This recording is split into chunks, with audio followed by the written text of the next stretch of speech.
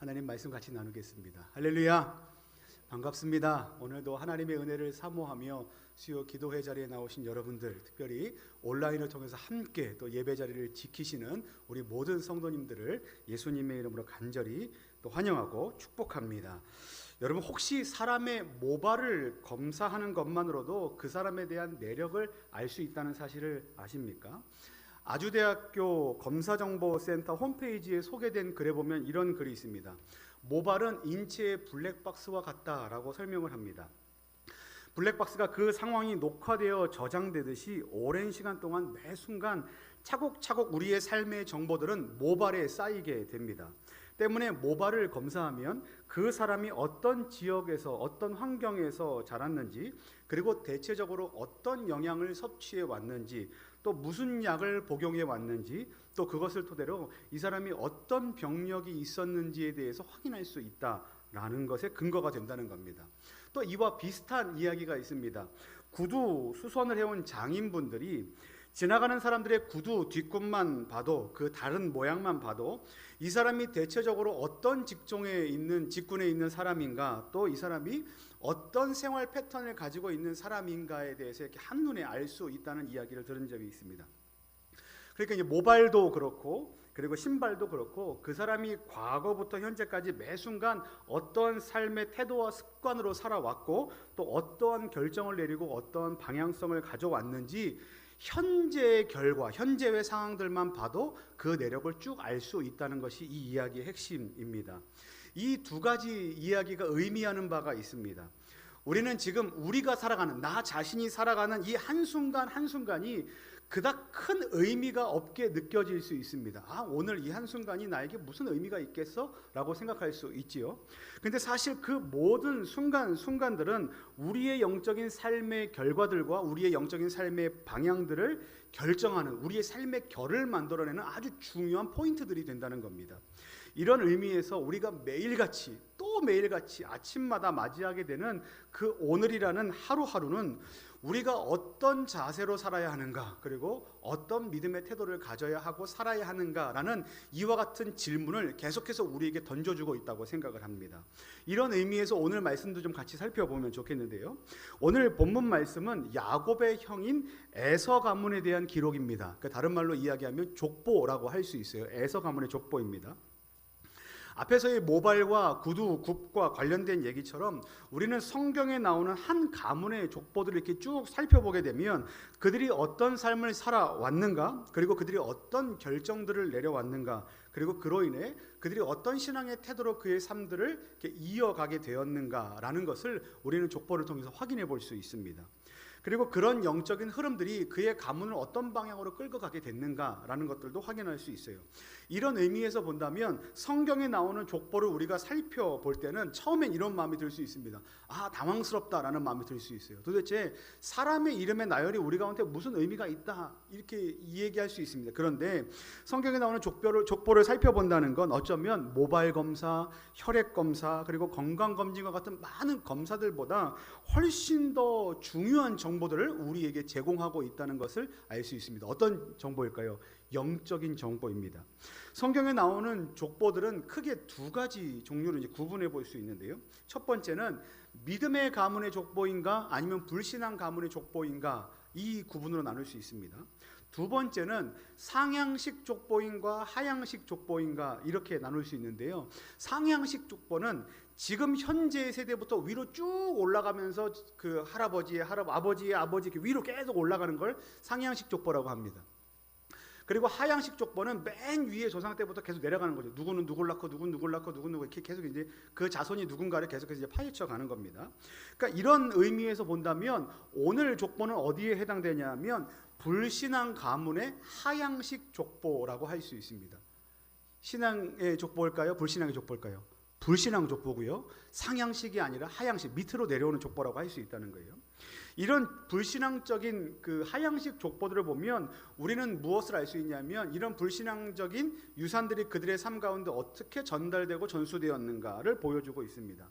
그 중에서 오늘 우리가 확인해야 할 바는 무엇인가 하면, 어떤 부분에서 과연 이것을 불신앙 가문의 족보라고 할 수 있는가, 또는 신앙의 족보를 살펴봐도 모자랄 시간에 왜 우리가 굳이 불신앙 가문의 족보를 살펴보면서 어떤 깨달음을 얻기 위해서 이 시간들을 우리가 보내고 있는가, 이런 질문에 오늘 우리는 하나님 말씀을 이렇게 들을 때 이런, 하나님 도대체 이 말씀을 통해서 우리가 어떤 은혜를 받아야 합니까? 어떤 은혜를 주실 것입니까? 라는 질문을 가지고 이 말씀을 대해야 한다는 겁니다.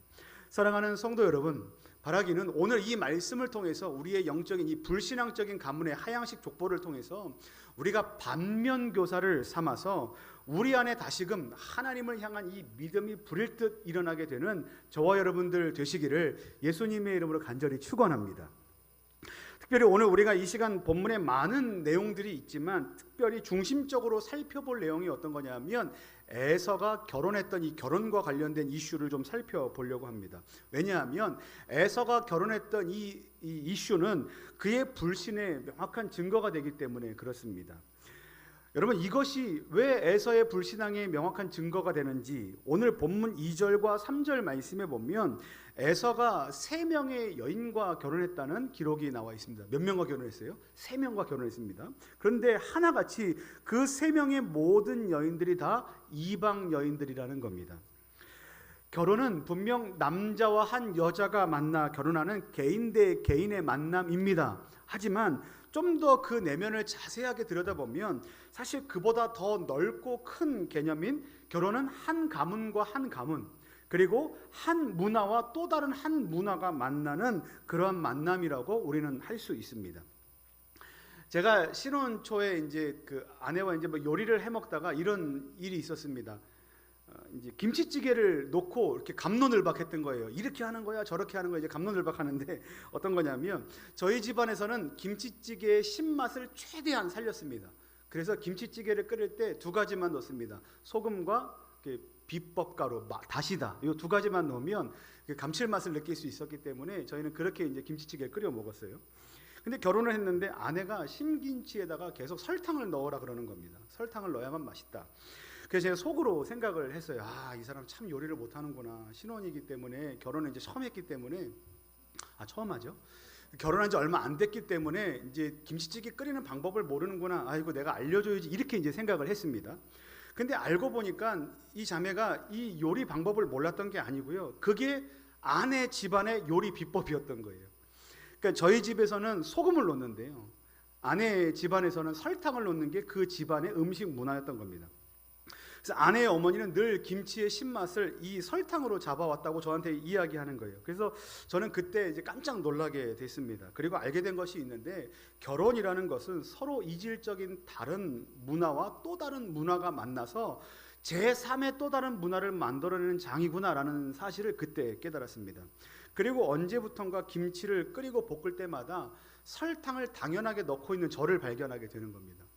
이제 아내가 뭐라고 얘기하지 않아도 저는 자연스럽게 설탕을 넣고 소금도 넣고 이렇게 만들어내는 거죠. 또 다른 문화가 생긴 겁니다. 근데 오늘 본문에 나오는 에서의 결혼 생활에서 보면 그들이 만난 그 서로 다른 이질적인 문화의 융합은 제가 조금 전에 말씀드렸던 식습관, 뭐 이런 김치찌개 정도의 문제가 아닙니다. 뭐가 문제냐면 그 이상의 문제가 있는데, 그가 이방의 여인들과 결혼했다는 이 문화의 중심에 무엇을 가져왔는가? 여인들은 자기 자신들이 섬기던 이방 우상들을 그 가정의 중심으로 가져 들어왔다는 거예요. 그러면 그 가정은 결국 어떻게 될 수밖에 없겠습니까? 종교 융합이 일어나겠죠. 이게 좋은 말로는 종교 융합인데요. 그러니까 우상 숭배와 하나님 섬기는 걸 같이 하기 때문에 사실 이것은 하나님을 섬기는 것이 아니라 하나님께서 가장 가증히 여기는 것이고 가장 조심해야 될 부분이라고 가르쳤던 부분이 지금 이 에서의 가정 안에 일어났다는 거예요. 저는 오늘 이 말씀을 대하면서 여러분들에게 그러면 불신자와 결혼해도 된다 안 된다와 같은 이슈나 또는 결혼 생활은 이렇게 해야 된다는 이슈에 대해서 말씀을 드리고 싶지 않습니다. 오늘 말씀의 이슈는 결혼을 통해서 우리가 무엇을 깨달아야 되냐면, 한 사람이 하나님 앞에서 어떤 영적인 태도를 가지고 살아야 하는가에 대한 이슈를 가지고 오늘 말씀을 좀 살펴보려고 해요. 그렇다면 그 이삭의 아들, 여러분 기도하는 아버지 밑에 있는 에서가 어떻게 이와 같은 결정을 내릴 수 있었을까? 우리는 좀 살펴봐야 되는데요. 시간은 야곱이 형 에서의 축복을 가로챘던 그 과거의 시기로 올라가야 됩니다. 창세기 28장 말씀에 보면 아버지 이삭이 야곱을 축복한 이후에 아들들에게 당부했던 것이 있습니다. 28장 1절 말씀에 이삭이 야곱을 불러 그에게 축복하고 또 당부하여 이르되, 같이 읽겠습니다. 시작. 너는 가나안 사람의 딸들 중에서 아내를 맞이하지 말고, 이렇게 말씀을 하셨어요. 가나안 사람의 딸들 중에서 너는 결코 아내를 맞이하지 말라. 이것은 아버지의 뜻입니다. 그러니까 그들의 가문의 뜻이에요. 그러니까 이방 여인들 중에서는 결코 다른 결혼 생활을 하지 말라, 이렇게 말씀을 한 거죠. 그런데 에서는 왜 아버지가 하지 말라는 이 잘못된 결혼을 했을까? 왜 강행했을까? 지금 에서는요, 어떤 상황이냐면 동생 야곱에게 장자의 축복을 빼앗겼습니다. 동생이 아버지를 속여서 자기 형의 이 장자의 축복을 빼앗은 상황입니다. 그리고 아버지조차 그런 야곱에게 넘어가서 자기 자신 에서에게 주어야 될 모든 축복을 누구에게 주었습니까? 동생 야곱에게 쏟아 부었습니다. 그러니까 에서는 이 상황이 마음에 들지 않았던 거예요. 어떻게 동생이 나를 배신할 수 있고 아버지는 어떻게 그것도 모르고 아들에게 모든 축복을 다 쏟아부을 수 있는가, 둘째 동생에게. 이와 같은 배신감이 그 마음 안에 들자 그 마음이 삐딱선을 타기 시작한 겁니다. 그리고 반항하는 마음으로 아버지가 하지 말랬던 행동들을 하나씩 다 하기 시작합니다. 마치 청개구리 같죠. 이방 여인들과 결혼하지 말라라고 했더니 고르고 골라서 이방 여인들과 한 명 한 명씩 결혼하기 시작합니다. 에서의 마음은 이랬을 겁니다. 하나님은 나를 사랑하신다고 말씀하셨는데 그렇지 않은 모양이다. 내가 축복을 받아야만 하는데 내가 받을 모든 축복을 지금 빼앗겨 버렸다. 나는 더 이상 축복의 삶을 살아갈 수 없다라는 이 자괴감으로 힘들어 했을 겁니다. 그리고 자녀들을 사랑과 은혜로 인도하신다는 하나님의 그 약속의 말씀이 결코 나에게는 실현되지 않고, 나에게는 하나님의 사랑은 완벽한 것이 아니라 하나님의 사랑은 내게 부족함과 결여됨이 있을 것이다 라고 생각했을 거예요. 여러분, 우리는 이런 상황에서 에서를 마음껏 비난할 수 있지만 인간적인 입장에서 보면은 사실 충분히 이해가 되고도 남습니다. 왜 그런가 하면 그는 지금 동생에게, 가족들에게 축복을 빼앗겼고 가족들에게 배신을 당했습니다. 에서의 입장에서 본다면 자기가 생각했던 그 모든 아주 좋은 것들 지금 일시에 다 몽땅 빼앗긴 상황이 되어버렸기 때문에 지금 그가 아버지 앞에서 삐딱선을 타고 지금 아버지가 하지 말라는 일들을 했던 것은 사실 인간적인 마음으로 보면 그럴 수 있겠다라고 생각이 됩니다. 하지만 여러분, 그렇다고 해서 우리가 에서의 이와 같은 생각과 이와 같은 결정들이 정당하다고 말할 수 없고, 그리고 우리가 그를 지지할 수도 없습니다. 왜냐하면 이 중요한 메시지인데요. 왜 그러냐 하면 하나님의 사랑과 하나님의 은혜에는 결코 한계가 없고 다함이 없기 때문입니다. 에서는 뭐라고 생각했습니까? 내가 지금 축복받지 못한 요 상황이 이제 더 이상 하나님의 사랑이 나에겐 주어지지 않는다라고 생각했던 거예요. 그러니까 하나님의 사랑이 요만큼 그 뒤에 더 있다는 것에 대해서 지금 에서가 몰랐다는 겁니다. 여러분들은 축복을 뭐라고 정의하십니까? 우리가 보통 축복을 정의할 때 이렇게 정의합니다. 개념이 이래요. 축복은 잘 되는 것, 그리고 모든 것이 형통한 것, 그리고 모든 것이 풍족한 것, 모든 삶이 원활하게 이루어지는 것을 우리는 축복이라고 생각을 합니다. 그리고 그렇지 않은 상황, 그렇지 않은 환경, 그렇지 않은 조건들을 만날 때마다 모두 이것은 축복이 아니다라고 생각해요. 그리고 모두 다 이와 같은 상황들은 하나님의 사랑과 하나님의 은혜의 범위 바깥에 있는 환경들이라고 생각합니다. 심각하게는 이것은 하나님께서 나를 사랑하지 않고 내가 저주 가운데 있다라고 생각하게 될 수 있는 부분입니다. 누가 그렇게 생각할까요? 바로 저와 여러분들이 그렇게 생각하고 있다는 거예요.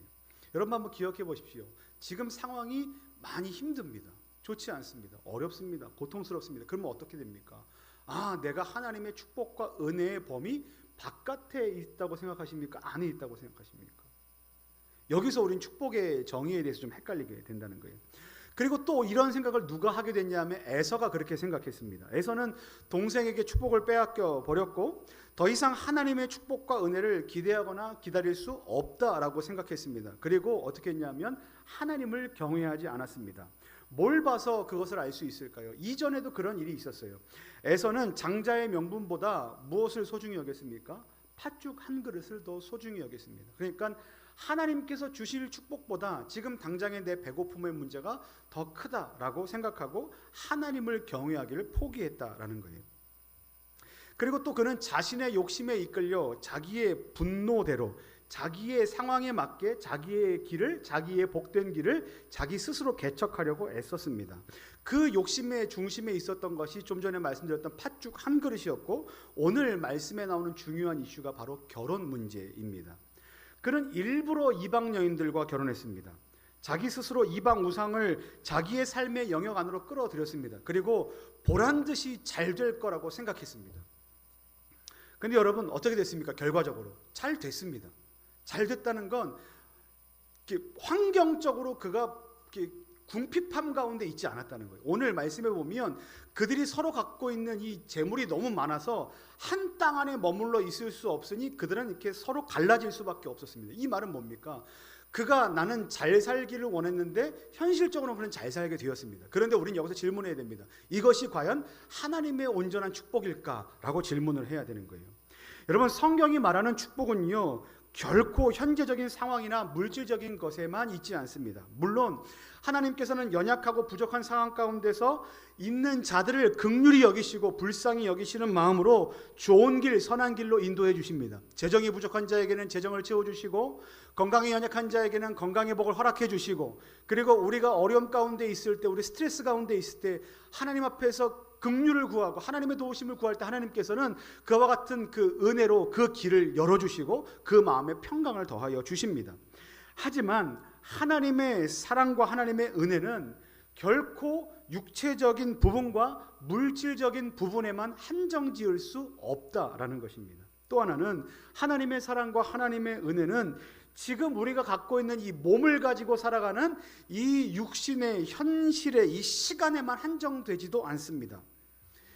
이것이 바로 고난 가운데 있는 저와 여러분들이 기억해야 될 아주 중요한 메시지입니다. 여러분, 예수님께서 이 땅 가운데 오셨을 때를 한번 떠올려 보십시오. 예수님께서는 제자들과 늘 함께 하셨습니다. 그리고 무리들과 늘 함께 하셨습니다. 근데 어떨 때가 다 되었습니까? 예수님께서는 곧 세상을 떠날 때가 되었습니다.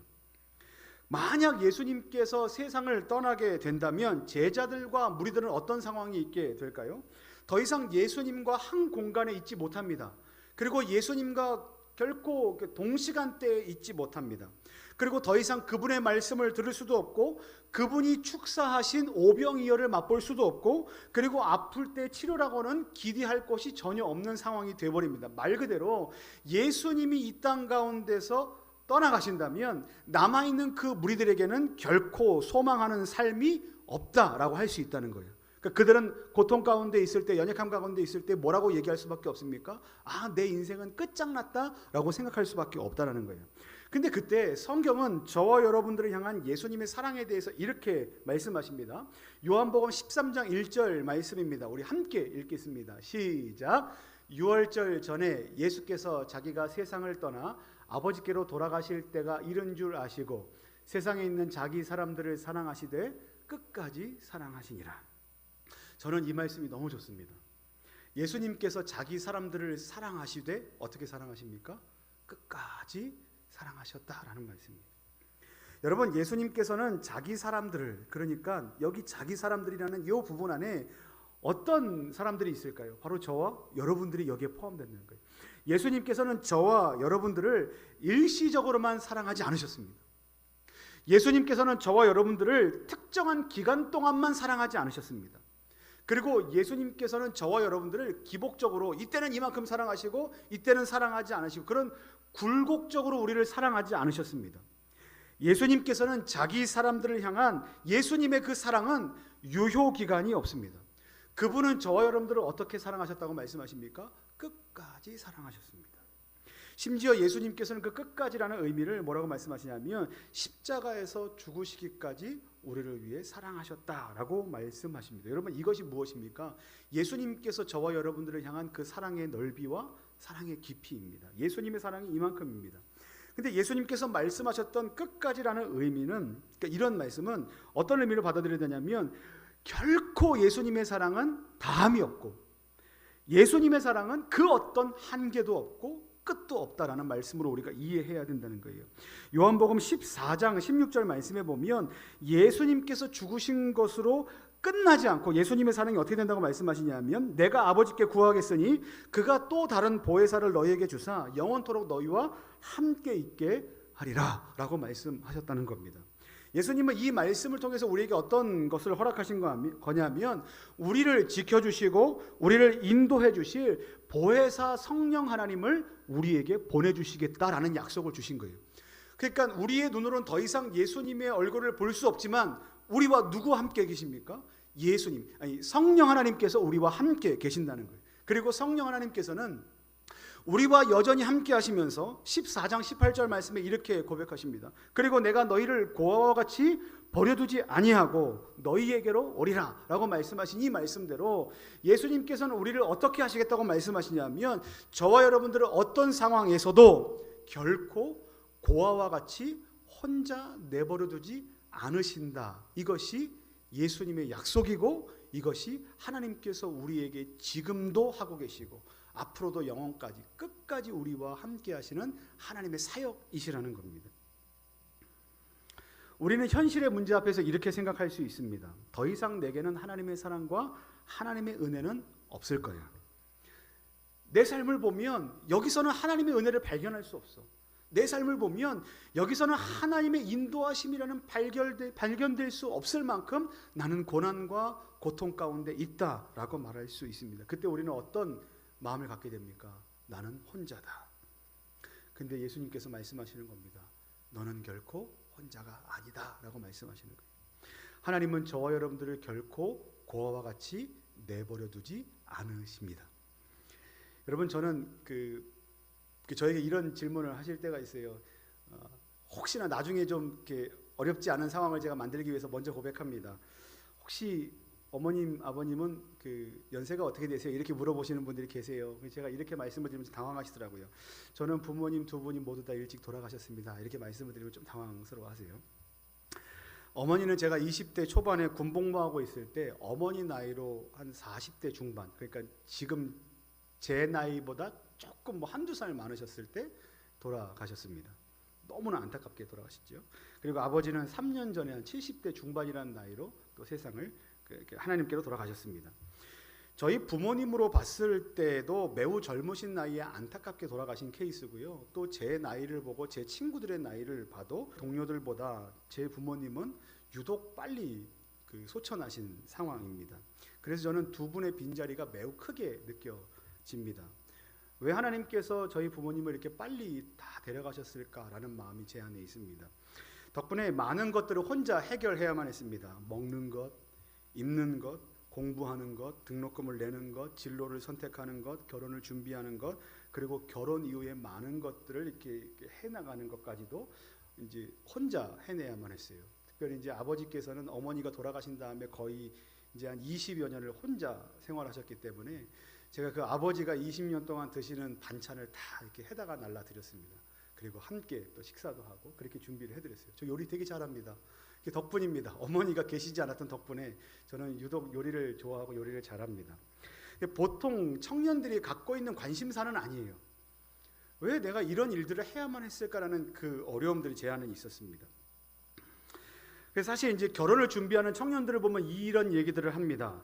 청년들에게 결혼 준비하느라 힘들겠네라고 얘기하면 이렇게 얘기해요. 아니에요. 저희 어머니가 준비 다 해주세요. 이런 말을 듣거나 또 성도님들께서 자녀가 이제 결혼 준비를 하신다고 이렇게 하시면 요즘에 좀 어떻게 지내세요라고 물어봤을 때 요즘 결혼 준비하느라고 엄청 바빠요. 집도 마련해 줘야 되고 예식장도 봐줘야 하고 혼수도 봐줘야 하고 세탁기도 뭐 이렇게 말씀하시면 저는 그게 제 마음 안에 확 와닿지는 않습니다. 그거는 부모님이 해주는 게 아니라 저 혼자 스스로 해야만 하는 일이라고 생각하고 그렇게 해왔기 때문에 그래요.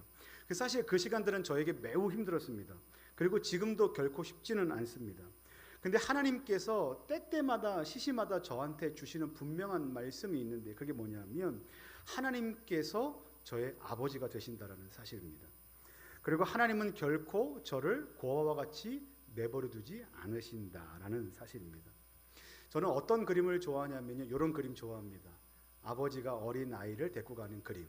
그리고 아버지가 어린 아이를 이렇게 손을 잡고 있는 그 그림을 너무 좋아합니다. 왜 그럴까요?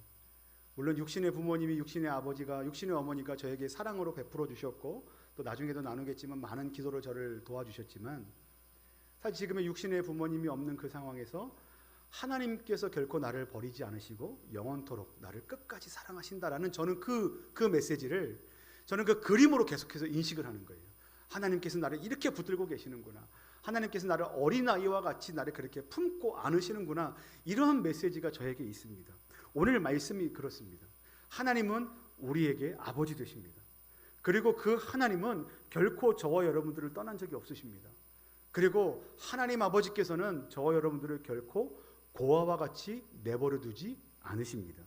사랑하는 성도 여러분, 우리는 하나님의 사랑과 하나님의 은혜를 에서와 같이 우리의 생각과 우리의 경험과 우리의 기대와 우리의 현실적인 상황으로 한계 짓고 판단할 때가 있습니다. 아, 여기까지구나 라고 말입니다. 그때 우리는 삶의 문제를 하나님 아닌 다른 곳에서 찾기를 원합니다. 열심히 일해서, 그리고 더 건강을 지켜서, 그리고 사람을 따라다니며, 그리고 시간을 더 악착같이 사용하며 내가 이것을 만들어내겠다. 마치 에서가 자기네 집 안으로 이방 우상들을 자기 신앙의 중심으로 모셔왔던 것처럼 우리는 하나님 아닌 다른 것에서 우리의 삶의 의미들을 찾고 우리의 삶의 방법들을 찾으려고 할 때가 너무나 많습니다. 하지만 기억하시기 바랍니다. 하나님은 저와 여러분들이 지독히도 힘들고 어렵다고 생각하는 그 시간 속에서도 저와 여러분들을 그와 같이 결코 홀로 내버려 두지 않으십니다. 바라기는 오늘도 힘든 그 현실 속에서 저와 여러분들을 여전히 사랑하시고 인도하시고 돌보시고 날마다 은혜로 역사하시는 하나님 아버지의 함께 하심을 믿으심으로 끝까지 승리하시는 저와 여러분들 되시기를 예수님의 이름으로 간절히 축원합니다.